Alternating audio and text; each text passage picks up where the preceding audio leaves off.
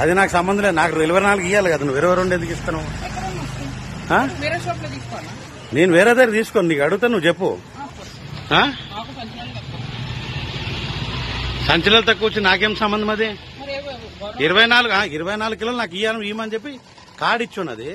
నువ్వు 22 ఇస్తాను ఇచ్చేసి ఎట్లా చెప్తావు?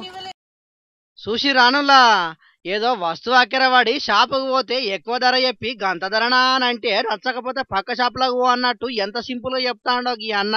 అరే సర్కార్ ఇచ్చే బియ్యం గీ అన్నకేం పోతాను చెప్పురి అని అనుకుందామంటే సర్కారే సాలిమాలం చేసింది, నేనేం చెయ్యాలి అనబట్టే. అంటే అన్ని పథకాలలో కోతలు కోసినట్టు రేషన్ బియ్యంలో కూడా కోతలు కోస్తున్నారా ఇట్లా? మరి అన్న చెప్పే కారణం చూస్తే అట్లనే ఉన్నది. సర్కారు ఇవ్వకుంటే మేమేం చేసుడు అన్నట్టే మాట్లాడబట్టే. అంతటా గిట్లనే ఉన్నదో లేదో తెలియదు గాని కూకట్పల్లిలో ఉన్న ఒక రేషన్ షాపులో మాత్రం గిట్లనే ఉన్నది. 24 కిలోల బియ్యం పోసే కాడ 2 కిలోలు కమ్మి చేసి 22 కిలోలే జోకుతున్నాడు రేషన్ డీలరు. అగో అట్లెట్లా తక్కువ జోకుతారని గట్టిగా అడిగితే ఎట్లా మాట్లాడుతా ఉండవు చూడు. ఇంకా సంబంధం లేదు, అది నువ్వు చూసుకో. గవర్నమెంట్ అది నువ్వు చూసుకో, అది నువ్వు చూసుకో. వాళ్ళు పంపించాక నేను ఇస్తాను. కాదు 2 కిలోలు నువ్వు 24 కిలోలు 2 కిలోలు తక్కువ పోస్తున్నావు అంటే అది ఎంతవరకు కరెక్ట్?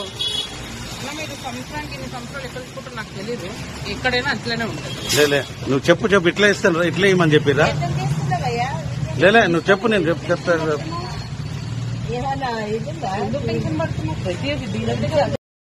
ఇదేందని ప్రశ్నిస్తే ఇగో గిట్లా మేం గట్లనే ఇస్తాం, నచ్చితే తీసుకోర్రి లేకుంటే తీసుకోకుర్రి, ఇదేమో ముచ్చట. మళ్ళా ఏనైనా ఇట్లనే ఉన్నదని చేసినేరా అని తప్పించుకొని చూస్తున్నాడు ఈయన. మరి ఆ సర్కారు వాళ్ళే తక్కువ లోడ్లు పంపుతారో లేకుంటే కొందరు డీలర్లకి ఇట్లా నొక్కుడు కార్యం ఇట్లా చేస్తారో తెలియదు గాని ఈ రేషన్ డీలర్ చేసిన ఉద్దారకం వైరల్ అయ్యేటాలకు పౌర సరఫరాల శాఖ అధికారులు ఆ రేషన్ డీలర్ ను సస్పెండ్ చేసిర్రు.